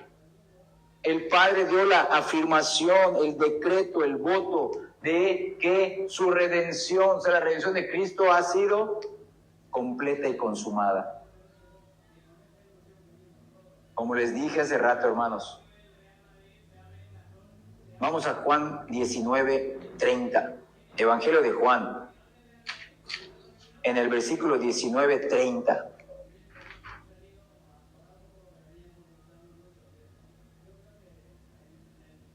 Me estoy esforzando por hacerlo lo más entendible posible. Como yo lo he entendido, estoy tratando de transmitírselos y que Dios me siga dando la gracia. Juan 19:30, cuando Jesús hubo tomado el vinagre, dijo en la cruz, véanlo, consumado es. Y habiendo inclinado la cabeza, entregó el Espíritu. Una de las 7 palabras que nuestro Señor pronunció durante las horas de agonía, de la peor humillación, de su peor estado de humillación en la cruz, fue este penúltimo clamor, consumado es. Lo más probable, escucha bien, es que este sea el clamor que Mateo describe como habiendo otra vez clamado a gran voz. Vamos a Mateo, no pierdas Juan 19, ponle ahí una marquita, un separador de lectura, una plumita, un lápiz. Vamos a Mateo 27:50, porque aquí leímos, cuando Jesús hubo tomado el vinagre, dijo, consumado es, y habiendo inclinado la cabeza, o sea, habiendo muerto, entregó el Espíritu. Mateo 27:50, perdón. Mateo 27:50. Vean. Mas Jesús, habiendo otra vez clamado a gran voz, entregó el Espíritu. Lo que Mateo dice aquí, posiblemente lo que Cristo clamó acá fue, consumado es. Y luego dice, entregó el Espíritu. Porque repito, leímos en Juan 19 que habiendo clamado a gran voz, consumado es, inclinó la cabeza y entregó el Espíritu. Es muy probable. Entonces, bien, este clamor de consumado es, no fue el clamor apagado por la desesperación, como diciendo Cristo, estoy acabado, consumado es, ya, se me acabó la vida, no me puedo ayudar, todo lo que dije, pues no lo puedo comprobar. No, eso significa. Más bien fue el grito de un Salvador vencedor, triunfante y conquistador. La palabra que el apóstol Juan utiliza para describir este clamor es un tiempo pasivo perfecto del verbo teleo, que significa llevar a su fin por completo.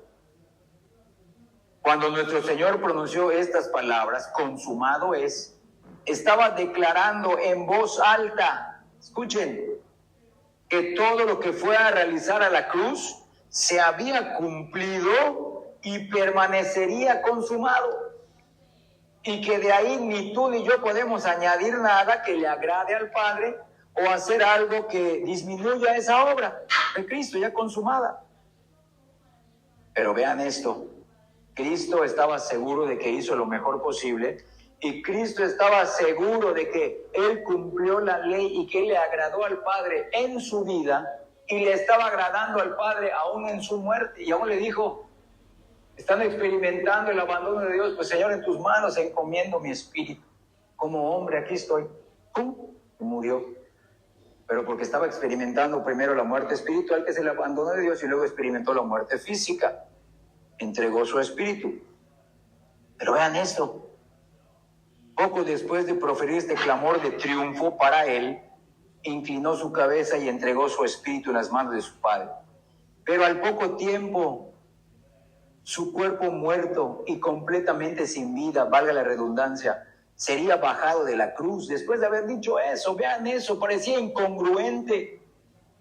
y estaba haciendo su cuerpo preparado cuidadosamente para su entierro por José de Arimatea y Nicodemo, completamente desnudo, sin sangre, un cuerpo mutilado, sin pedazos de su carne, y luego depositado en la tumba de José, en un lugar cercano al Gólgota donde Jesús había sido crucificado. Mientras ellos ponen el cuerpo en esa tumba, podrían surgir preguntas en nuestra mente. Y surgieron preguntas en la mente de sus apóstoles. ¿Fue acertado el clamor de consumado es? ¿Qué significaría eso de consumado es? Nadie lo entendía hasta ese momento. ¿Fue acertado este clamor? ¿Cómo puede serlo? La Biblia dice, porque ellos solamente tenían el Antiguo Testamento, la Biblia dice que la paga del pecado es la muerte. Y esta muerte parece haber tenido la última palabra al haber vencido aún a nuestro Señor, quien se decía ser el unigénito Hijo de Dios, el juez del mundo. ¿Cómo? Mientras estaba sepultado, parecía que nuestro máximo enemigo, que es la muerte, porque en mayor o menor grado todos tememos a la muerte, nadie le pide a Dios, Señor, quítame la vida ahorita. No, nadie. Nuestro máximo enemigo tenía su pie firmemente puesto en el cuello del cuerpo, ahora sin vida, de nuestro Señor. Aún así, parece que hubo algunas afirmaciones divinas, algunas afirmaciones del Padre sobre las grandes implicaciones, aún cósmicas, espirituales, del éxito de sus sufrimientos que vinieron con motivo de su muerte. Si estás en Mateo 27 conmigo, ahora vamos a leer los versículos del 51 al 53. Después de que clamó a gran voz y entregó su espíritu, dice el versículo 51 al 53 de Mateo 27, y aquí el velo del templo se rasgó en dos. Ahí está. Fue una afirmación divina, véanlo. La tierra tembló, dice, y las rocas se partieron. Vean eso. Y se abrieron los sepulcros, y muchos cuerpos de santos que habían dormido se levantaron. Y saliendo de los sepulcros, después de la resurrección de él, vinieron a la santa ciudad y aparecieron a muchos. Vean ahí la afirmación del Padre sobre esta muerte de Cristo y su resurrección. Entonces, la Escritura nos informa que el velo del templo se rasgó de arriba a abajo, que la tierra tembló, que las rocas se partieron y que las tumbas cercanas entregaron a algunos de sus muertos. ¿Podrían estos acontecimientos sobrenaturales ser el determinante amén del Padre al clamor de consumado es de Cristo? Podemos tomar lo que acabamos de leer en estos 3 versículos de Mateo 27, del 51 al 53, el amén del Padre a lo que Cristo dijo consumado es. Aún no. Aún no. Porque Cristo seguía muerto. Se rasgó el velo del templo, sí. Tembló la tierra, sí. Las rocas se partieron, aún muertos de meses, de años, de días se levantaron, pero aún no era el amén del Padre al consumado es de Cristo en la cruz antes de morir. Aunque sí, en un sentido ya estaban apuntando a ese hecho, pero Cristo seguía muerto, y la pregunta se puede aferrar a nuestras mentes, y la pregunta taladró las mentes de sus discípulos. ¿Se había cumplido realmente su obra? ¿Estaba realmente consumada? Entonces, ¿por qué murió? ¿Cómo lo podemos saber? Y vean esto, hermanos, antes de contestar la pregunta, estas preguntas, por varias razones, escucha bien, por varias razones el Padre había decretado que nuestro Señor estuviera bajo el poder de la muerte durante parte de 3 días. No fue una coincidencia que fueran profetizados 3 días o parte de 3 días, que se evidencie que Cristo murió. Una de esas razones, sin duda, era subrayar el hecho de que Jesús realmente murió bajo el peso de su ira santa. Fue para hacer evidente que no se desmayó en la cruz como muchos falsamente enseñan, ni experimentó un estado de coma, de profunda inconsciencia durante un periodo prolongado y luego seguido de una reanimación unas horas o un día después, que ha sucedido en muchos casos con otras personas. Sí, la muerte parecía haber dicho la última palabra. Sin duda, los poderes diabólicos del infierno aplaudieron con un deleite demoníaco. Jesús de Nazaret estaba muerto, realmente muerto, 3 días enterrado, pero llegó el primer día de la semana y con él llegó la tumba vacía, hermano. ¿Y qué nos dice esa tumba vacía? Acompáñame a Romanos 4. Romanos 4:25 nos contesta lo que significa esa tumba vacía. Romanos 4:25. El cual fue entregado por nuestras transgresiones, miren, y resucitado, vean nuestro tema, hermanos, y resucitado para nuestra justificación. Vamos a ponerlo de esta manera. Creo que yo lo he explicado brevemente en otros temas de esta serie. Cristo pudo haber dicho, consumado es. Hice todo lo posible. Como hombre, morí por ustedes bajo la ira de Dios, bajo la penalidad de la ley. Obedecí por ustedes los preceptos de la ley moral, civil y ceremonial del antiguo pacto. Cumplí la ley de las obras, el pacto de obras. Sí, pero si el Padre no hubiera estado satisfecho ni con su vida, ni con su muerte sustitutoria por los pecadores, Él nunca hubiera sido resucitado, porque murió como legalmente pecador. Murió por su pueblo elegido. Vean qué importante es esto. Por eso dice ahí, fue resucitado,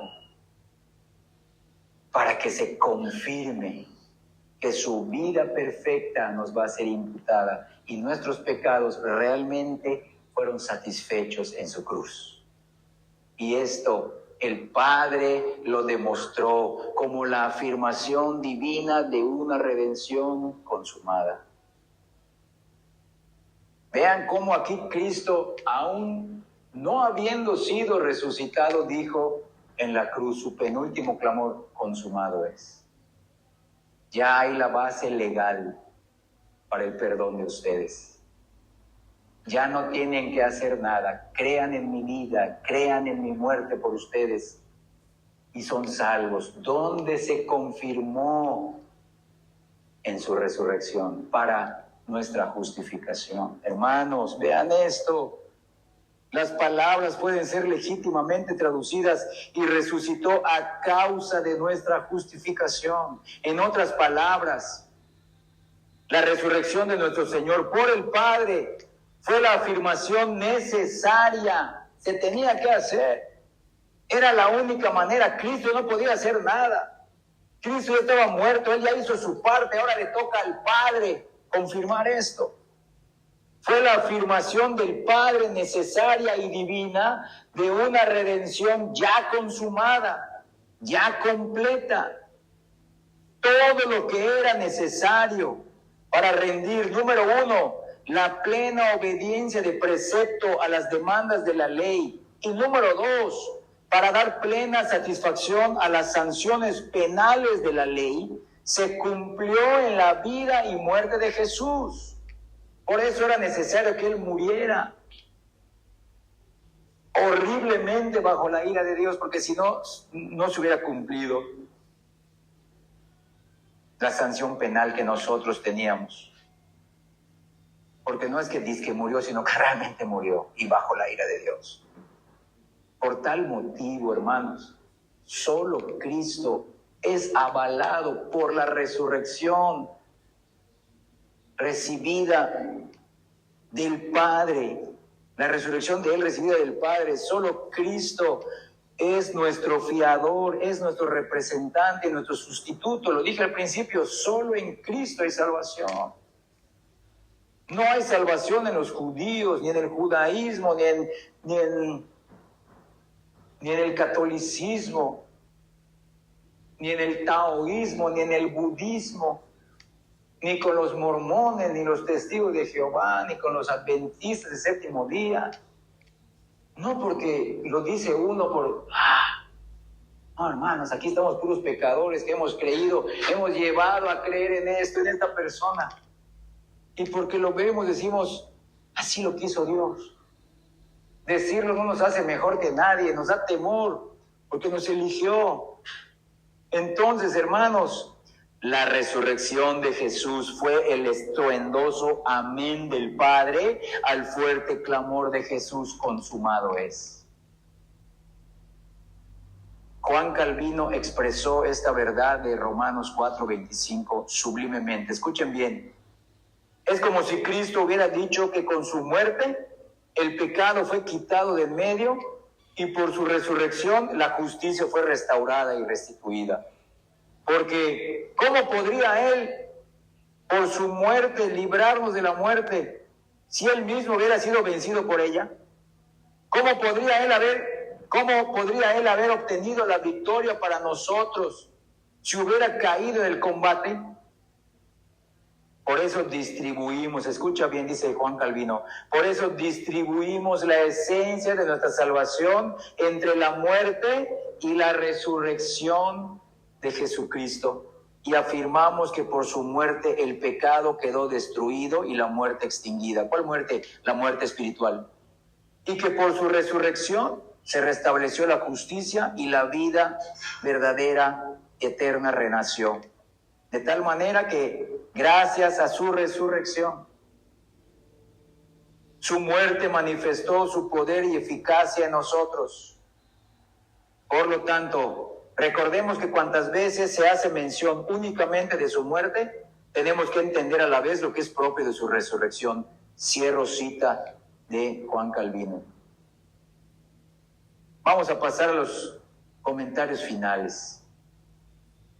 Hermano mío, hijo de Dios amado, cuando tu conciencia parezca incapaz de sacudirse el inquietante sentimiento de culpa y condenación por tu pecado, ve por la fe y párate junto a la tumba vacía de José de Arimatea, por la fe, y escucha ahí a tu amoroso Padre el primer día de la semana, cuando levantó a Cristo, tu Padre Celestial, decirte: Cristo resucitó para tu justificación. Yo lo resucité para tu justificación. Estoy satisfecho con su vida, con su muerte. Cree en Él, ríndete a Él y síguelo y sírvelo. Y entonces, por la fe podrás decirte a ti mismo: no deshonraré más al Salvador, dudando de que su resurrección es la afirmación divina de mi redención completa y consumada. ¿No acaso somos las personas más dichosas de este mundo? Hermanos, no debemos esperar nada, ni que Dios quite algo, ni que Dios nos dé algo para sentirnos dichosos. Ya hizo todo. Lo volvemos a recalcar: la vida perfecta, la muerte sustitutoria, y todo lo respaldó el Padre. La resurrección de Cristo lo confirma. Esa es la mayor fuente de gozo para nosotros. Podemos vivir confiados, podemos decirle: Padre, no importa lo que tú permitas, no importa la disciplina que tengas que ejercer conmigo, no importa la circunstancia, la situación, tú me amas en Cristo. Tú me amas en Cristo. Ya lo demostraste al enviarlo en su estado de humillación. Él ya está en un estado de exaltación. Él es el unigénito Hijo tuyo, asignado por ti para ser el juez del mundo. O sea, todo lo que Él dijo de sí mismo es verdad. Por eso es algo glorioso, eterno. Y fue tu afirmación pública, universal, aún para el reino espiritual, de que nuestra redención ya ha sido consumada. ¿No te gozas en eso? Hermanos, no quisiéramos rendir nuestra vida y ser mejores para Él.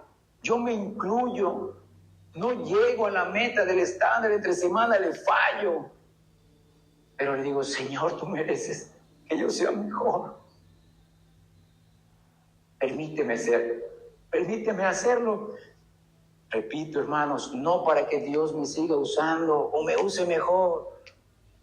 No para que yo me sienta contento conmigo mismo. Esta semana me fui bien. No cometí ningún pecado. No es por eso. No es para que Dios me dé otra bendición temporal, ni para que me conceda ciertas cosas. Y espero que sea el mismo sentimiento tuyo, sino porque ya tenemos todo. El Padre lo ha hecho todo en Cristo. Cristo lo realizó, se confirmó por el Padre. Y lo sabemos por el Evangelio y por la obra del Espíritu Santo en nosotros. La Trinidad completa está en esto. Una redención, podemos decir, trinitaria. ¿Acaso no ha dicho Dios que si confesares con tu boca que Jesús es el Señor y creyeres en tu corazón, velo, que Dios le levantó de los muertos, serás salvo?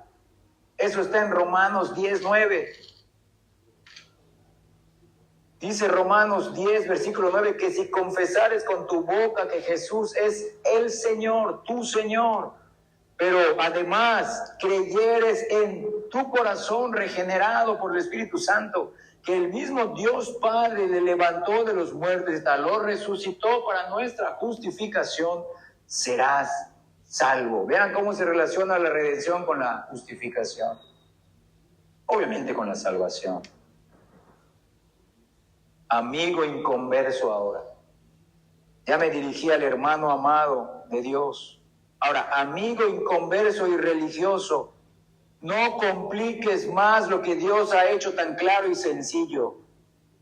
Deja de buscar en tu interior señales de la gracia con la esperanza de que si las encuentras tendrás una garantía para abrazar al Salvador. No. Un Jesús vivo y resucitado se presenta ante ti en el Evangelio. La tumba vacía de José de Arimatea declara en voz alta que ya hay una salvación completa y totalmente suficiente en Cristo. No necesitas hacer ni lograr nada para ser salvo. Es por medio de tu fe en Cristo, en lo que Él hizo, su muerte y su resurrección. No busques nada en ti mismo como garantía para abrazar al Salvador y la salvación que está en Él. Entonces, hermanos, la resurrección de Cristo es una de las grandes piedras angulares de la religión y de la religión única que es la cristiana. Aferrémonos firmemente a la resurrección de Cristo como uno de los pilares del Evangelio. Esto debería de producir en nuestras mentes una firme convicción de la verdad del cristianismo. Estamos en el verdadero, estamos en el correcto. Hermanos, escucha, nuestra fe no depende simplemente de un conjunto de textos y de doctrinas. Ahí empieza, pero redunda en un cambio de vida y de comunión directa con Él. Entonces, esta resurrección está fundada en un hecho poderoso que el escéptico nunca ha podido derribar.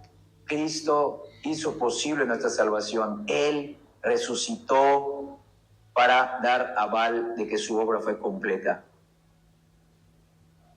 Además, hermanos, miren, además de que ya eso debe de ser la base de nuestra esperanza, no solamente queda allá, además debe asegurarnos la certeza de la resurrección de nuestros propios cuerpos después de la muerte.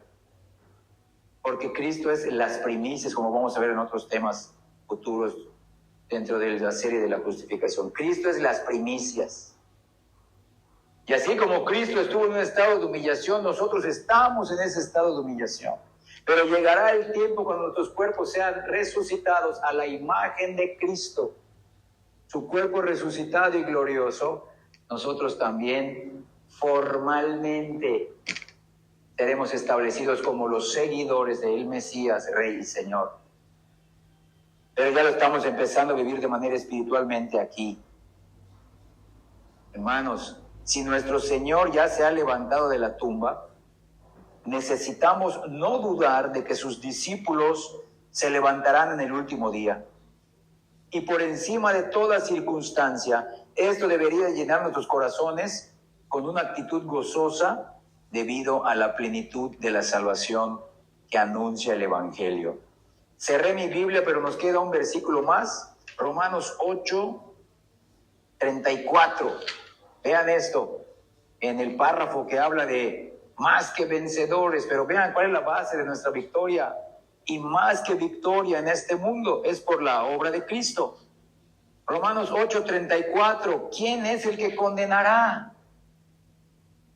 Cristo es el que murió, pero no se queda ahí, dice, más aún, el que también, aquí está nuestro tema, resucitó.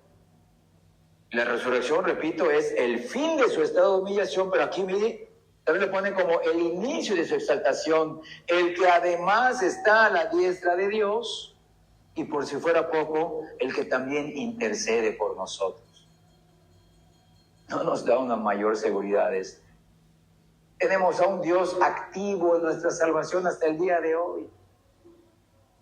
Cristo sigue orando por ti, se sigue preocupando por ti, y si te tomó en tu peor estado de humillación, cuando estabas perdido en tus delitos y pecados como yo, y nos demostró su amor, aquí está la salvación por viles pecadores como tú, arrepiéntete y cree. Si ya tenemos un tiempo caminando con Él, ¿acaso va a disminuir su amor o acaso va a dejar de ser cuidadoso y benevolente con nosotros? Porque muchos piensan que así es. No, es que yo ya caminé un tiempo con el Señor y tú no sabes cómo es el Evangelio. Pues Dios tiene que tratarte así, quizás por tu pecado, por tu necedad, por tu apatía, por tu pereza. No es porque Dios se olvidó de su amor, sino porque Él quiere hacerte a la semejanza de Cristo. Te toma como eres, pero no te va a dejar como eres. Porque seremos a la imagen de Cristo, sí, cuando seamos resucitados. Seremos externamente, ¿en qué sentido? Tendremos un cuerpo eterno, resucitado, a la imagen del cuerpo resucitado y eterno de Cristo, pero internamente el Padre ya lo está haciendo desde que te regeneró y te dio un nuevo corazón. Internamente te está haciendo a la imagen y semejante de Cristo en sus atributos humanos, de siervo, de dependiente al Padre, de desarrollar una vida de intimidad y de oración con Dios, de estar metido con el Padre en la lectura del Evangelio, de su palabra, de venir a adorarlo en un lugar público con los hermanos. Es lo que Cristo hacía como hombre en su humillación. Entonces muchos se proyectan al futuro. No, yo sí seré. No, hoy hay que evidenciar lo que estás anhelando, ser perfeccionado en el futuro. Sí, pero es desde hoy. ¿Por qué? Porque Cristo murió, resucitó, además está con toda autoridad a la diestra de Dios e intercediendo por su iglesia. Hermanos, nuestra redención y justificación completas en ese sentido descansan en la persona y la obra de nuestro Señor Jesucristo. Es decir, en su vida perfecta, obediente a la ley de Dios, la cual nos es imputada por la fe, en su muerte bajo la maldición de la ley. Sí, pero solo la resurrección de nuestro Señor Jesucristo confirma desde el trono del Padre en el cielo que su obra satisfizo las justas demandas de la ley.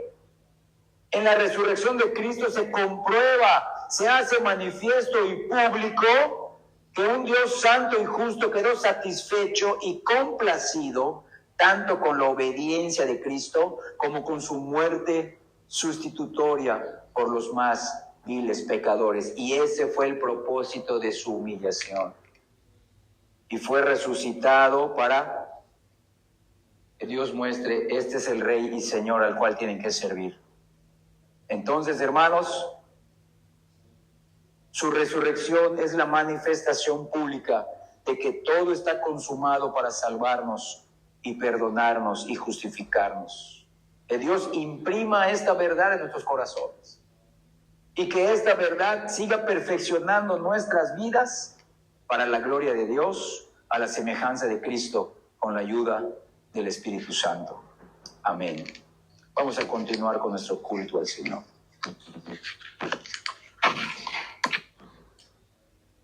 Muy buenos días, hermanos. Vamos a continuar con nuestra serie acerca de la justificación. Hoy domingo 15 de junio del 2025, ya siendo las 10:35 de la mañana. Que Dios nos permita seguir siendo consolados, edificados, confirmados en la fe, y que Él permita que hoy salgamos fortalecidos, hoy salgamos agradecidos y salgamos renovados para seguir consagrando nuestras vidas. Ese es el propósito de la oración.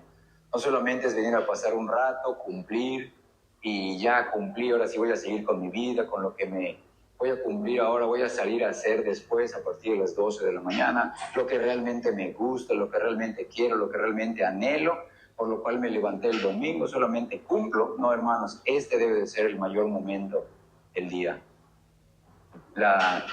El día domingo es el mejor momento, es la congregación con los hermanos.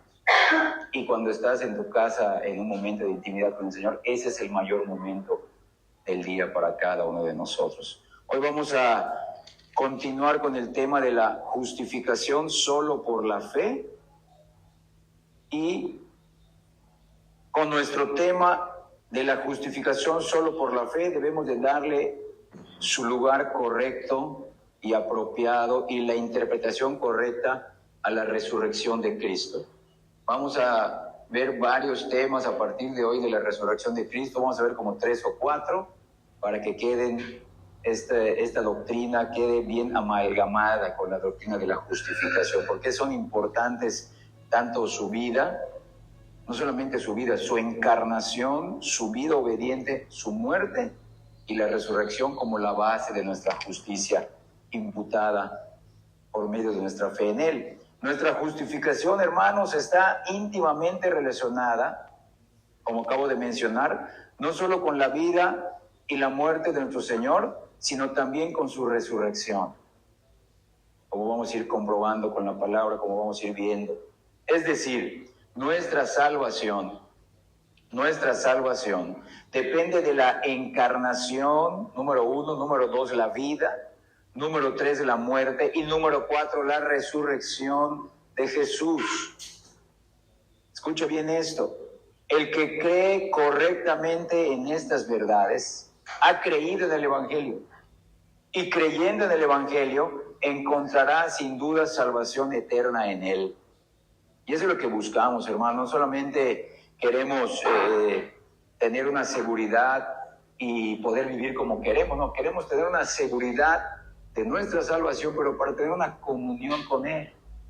No solamente 2 horas, como les mencioné la semana pasada, no solamente 2 horas los domingos y 2 horas los jueves, que es nuestra reunión de oración, sino que queremos tener una comunión con Él, sentirnos seguros en Él, por lo que Él es, por lo que Él hizo, y crecer en nuestra comunión, reverencia, consagración a Él. Es decir, miren, una deidad encarnada. ¿Quién es esa deidad encarnada? Es Cristo. Una deidad encarnada. Número 2, una vida santa. La única vida santa que se ha desplegado en este mundo es la vida de Cristo. Y una muerte expiatoria. Y una resurrección literal, porque esto no es algo que alegorizamos o espiritualizamos. Fue una resurrección literal, son la base de nuestra justificación. Su encarnación, su vida santa, su muerte expiatoria y su resurrección de los muertos son la base de nuestra justificación. Hermanos, el propio Hijo de Dios, el unigénito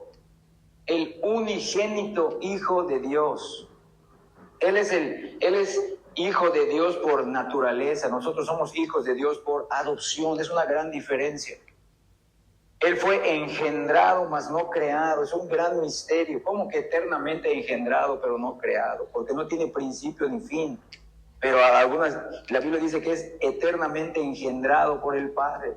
Pues ese unigénito Hijo de Dios estuvo entre los hombres en carne y hueso, hueso de nuestro hueso y carne de nuestra carne. Fue Él mismo, Cristo mismo, el Hijo de Dios, en los días de su encarnación y permanencia aquí abajo entre nosotros. El Dios encarnado caminó entre nosotros. Sabemos y creemos que Jesucristo ha venido en la carne. Amamos al Dios encarnado. Y escucha bien, solo en Él ponemos nuestra confianza para ser salvos. Solo en Él. Solo en lo que Él ya ha hecho. Solo en lo que Él ya ha dicho. Solo en lo que Él ha prometido que se va a cumplir porque lo selló con su sangre. Además, Jesús murió, pues no podría resucitar de entre los muertos si antes no hubiera descendido entre los muertos y fuera uno de ellos. Sería una contradicción. Si no murió realmente, entonces la Biblia miente cuando dice que resucitó de los muertos, como un modismo. Pero realmente no murió. Pero así se tuvo que escribir. No, realmente murió. Experimentó la separación de su cuerpo con su alma, porque la muerte física es la separación de nuestra alma, de nuestro cuerpo. Pero Él también experimentó la muerte espiritual, como les he mencionado en otros temas pasados de esta serie,